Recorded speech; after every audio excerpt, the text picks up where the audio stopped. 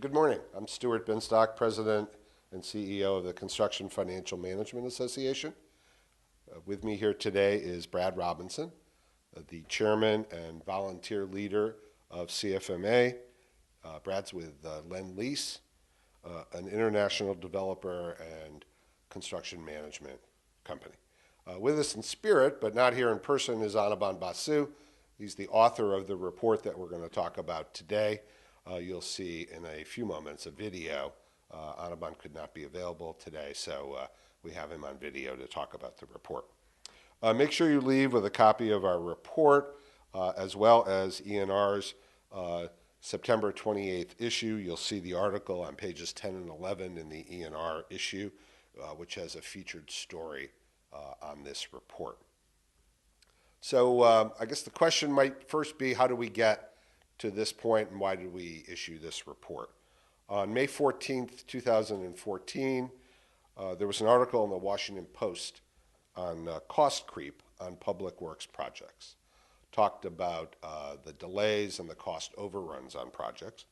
And the inference from the story, and maybe not for those in the construction industry, but the inference from the story that I think the general public might have gotten from it is that contractors were at fault. So we decided that we should test this general theory on behalf of the construction industry to see whether that was a valid point. For that reason, we hired Anirban Basu, who acts as our chief economic advisor and is also a lawyer. And as I said, you'll hear from Anirban in a few minutes. He'll speak and give you an overview of his findings. Before we proceed any further, I do want to acknowledge at least one limitation of our study. Our study only covers cases that have been litigated. It doesn't address that large number of cases where the parties settled. We think that makes perfect sense because the cases often settle for reasons that have nothing to do with the merits of the case. A contractor may settle because they may cherish that ongoing relationship with an agency and they don't want to jeopardize that relationship. An agency may settle if they think a case is precedent setting and they may not like the precedent that the case would set. And of course, the cost of litigation is a major factor for both sides. Nonetheless, Anirban felt that the most objective way to get to the bottom of this issue was to look at litigated cases, and that's what we've done in this report. Let me call on CFMA's 2015-16 chairman, Brad Robinson, to give the perspective of a financial executive of a construction company and why this issue would be important to them. Brad? Thank you, Stuart. One of the things that's apparent from the study is approximately half of the cases are decided by each party. As Anirban will mention in a moment, specifications frequently are the case of disputes, so it's very important for the contractor and the owner to understand the scope and the scale of the work. Not a big surprise for either side. However, for some reason, we tend to have this occur. Managing change orders is also something that's paramount. It's something we all know in our industry, but unfortunately it's something that results in us ending up in these situations. So it's paramount that the contractor understand the change order process, execute the change orders, get them signed and agreed before the work is undertaken. Also, what was paramount to me in reading the study is the need to communicate throughout the process. It's very common to communicate in the pre-construction phase of the job, but as things get underway, for whatever reason, the communication tends to drop off, and unfortunately disputes arise. One of the things that Anirban will mention to you is, interestingly enough, the design-build method of construction did not necessarily yield any significant advantages over traditional construction, and that's primarily because the disputes take place after the design phase is undertaken. He'll also mention that as a contractor, managing evidence is the key to success. So as Stuart mentioned, we only had 107 cases as a basis. We are not attempting to validate a sample of all disputes that settled. Of course, that would be impossible. However, it does lend credence that communication to avoid disputes given the results, indicate that both parties typically prevail 50% of the time. Therefore, communication throughout the process is key. Thank you.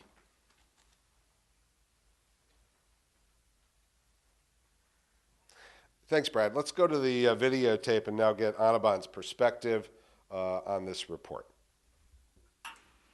Hello, my name is Anirban Basu. I'm an economist. I'm so sorry not to be with you today, but I'm happy to be presenting our report in this fashion and have this opportunity.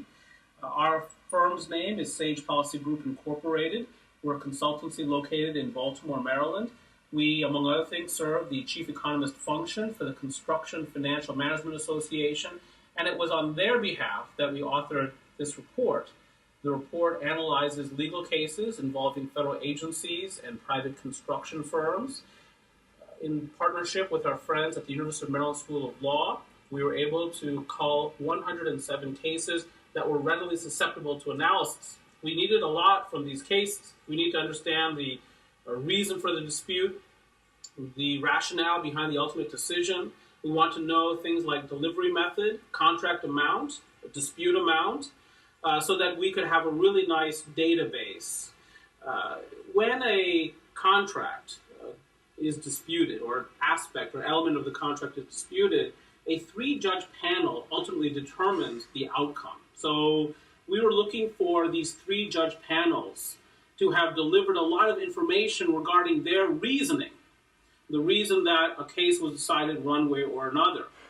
Of the 107 cases in our database, roughly half the time, the federal agency prevails outright, that their claims are fully validated and the contractor receives no reprieve.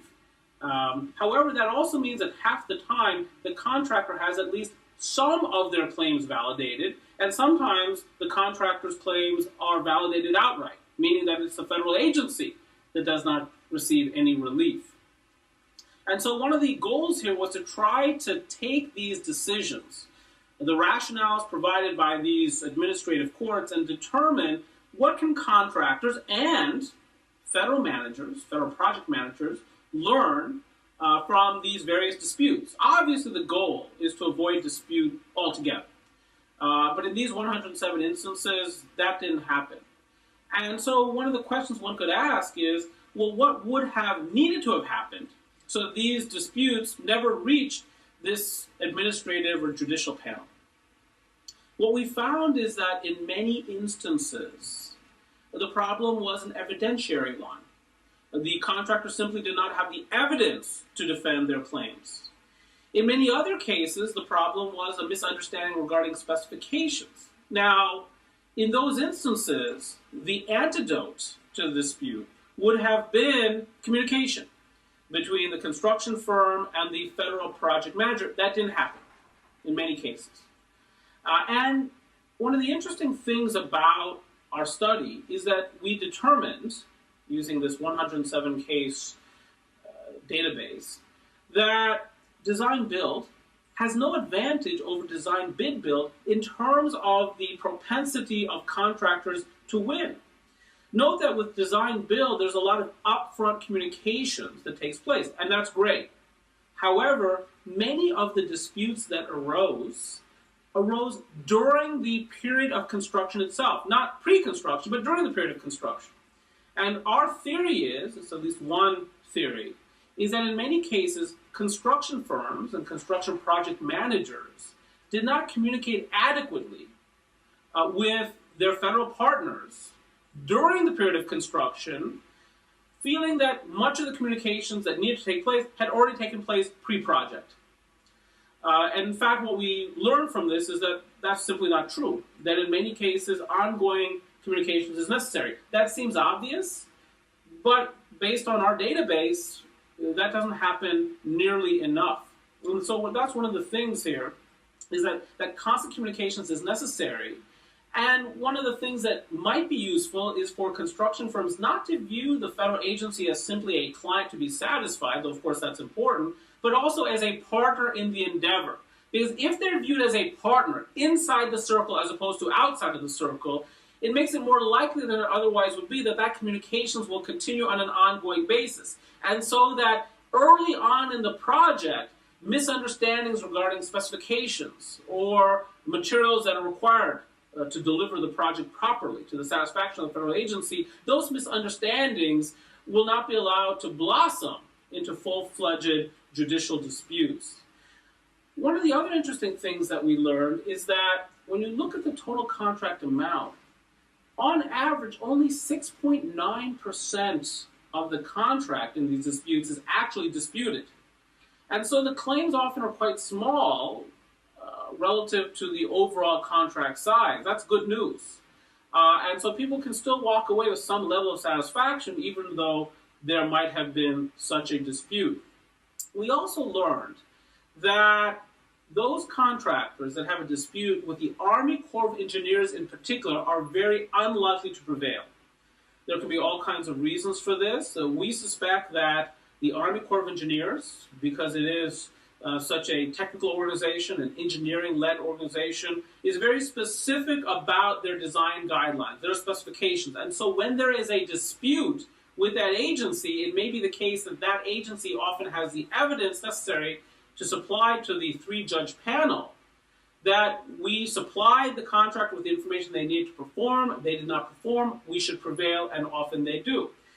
By contrast, the General Services Administration, when there's a dispute with that aspect of government, often the contractor does prevail. And that may be the case because, in many cases, the GSA is less of an engineering-led organization, more of a bureaucratic-led organization, and therefore the agency may not have, often, the evidence necessary to defend their claims, and the contractor there is more likely to prevail in that circumstance, or under those circumstances. At least that's a speculation.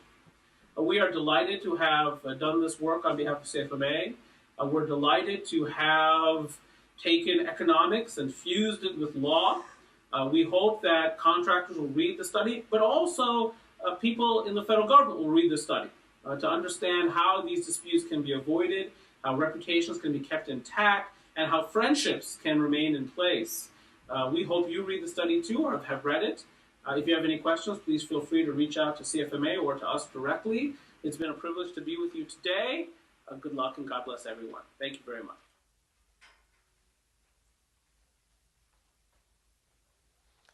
Before we open up for any questions, let me make a couple of comments about Anirban's comments and one observation about the implications of our study. Regarding Anirban's comments comparing the Corps of Engineers and GSA, we love Anirban, and Anirban was hired to kind of find the facts. I think he went off on a tangent as to what the implications might be, and one could argue that may or may not be an accurate assessment. So I wouldn't want anyone to kind of focus on that as kind of a conclusion of our study. But regarding the future, there's certainly reason to believe that a lack of communication between the parties continues to plague the construction industry. I personally haven't been involved in federal contracting over the last 10 to 15 years, but I hearken back to the 1990s when I was involved, and partnering was in vogue. Partnering is a formal construction process used by a number of agencies where there would be a pre-construction conference, and then there would be ongoing communication between the parties during the project. Perhaps this study will give agencies and contractors the idea of going back to the future and engaging in a more formal partnering process once again. And I'd have to say that one of the reasons that we embarked on this study is we wanted to have a conversation between private contractors in the construction industry and federal agencies. So we really view this study as a beginning. We hope it will spur a lot of conversation between the agencies and the construction community to figure out a better way to solve problems and to reduce litigation. So with that, I'd be happy to answer any questions. Brad and I will try and answer any questions if you have any.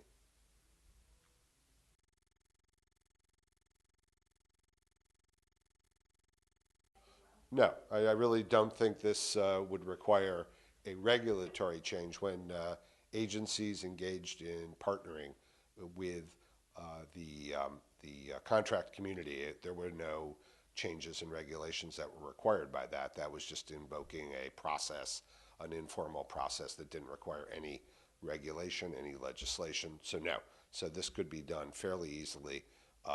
It's just a matter of thinking about creatively about how to resolve disputes before they take place.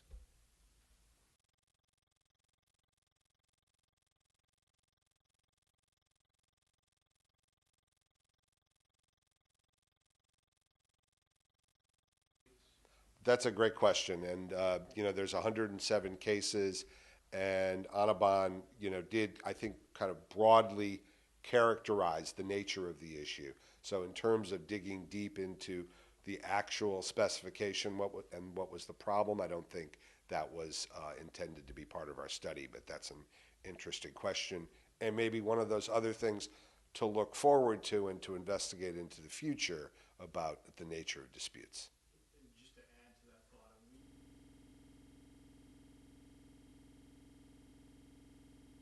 Great, good question. 2000 to 2015, so it was over a fairly broad period. It was not concentrated in any one year, so I think that gives you a good broad overview. And I think you'll see there's an appendix in the back of the publication which lists all of the cases, the year they were litigated, so it'll give you some specificity in that regard.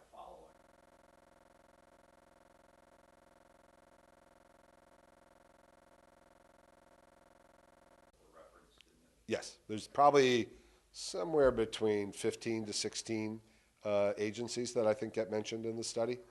There's some VA cases. There's, I think, one DOD case. So yeah, it's about 15 or 16 agencies. And we invited all of them here, and for some reason they didn't show up, but that's a whole other issue.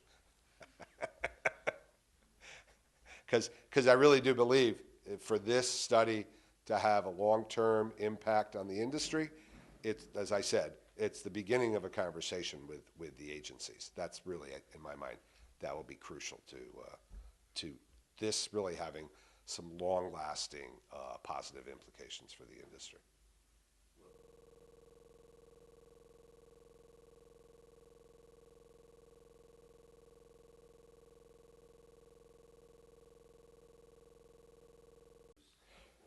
Well, there are a bunch of associations in this room, and I would assume that those associations would take this study and meet with the agencies and talk about the implications of this. So we have no the proprietary notion that we're the only organization that would talk to agencies. I would assume there are a number of folks in this room who would have follow-up conversations with agencies.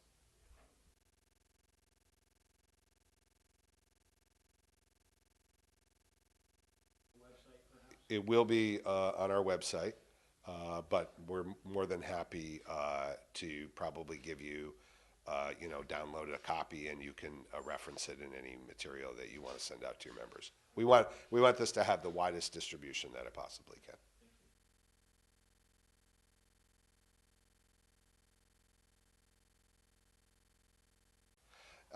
This kind of happened because, as I said, I saw this article in the Washington Post. We are interested, CFMA is interested in being thought leaders in the industry. It's part of our strategic goal. So the idea of doing additional studies is certainly a possibility. We don't have anything directly on the horizon right now, but it was just something that we saw, and we saw an opportunity, and we saw a need, and so we thought we'd fill that need. And as I said, we're really doing this on behalf of the entire construction industry. We think this is an important topic that I know everybody talks about, but it's nice to have some data, some concrete empirical data to point to and to talk to the agencies about. Okay. Thank you all very much. Appreciate you being here. And as I said, really, we encourage you to spread the word about this. We don't want it to be just coming from us. It would be great. I know, as I said, I know there are a number of associations in this room, and if you want to spread it, spread the word, we're thrilled to see that. So, thank you.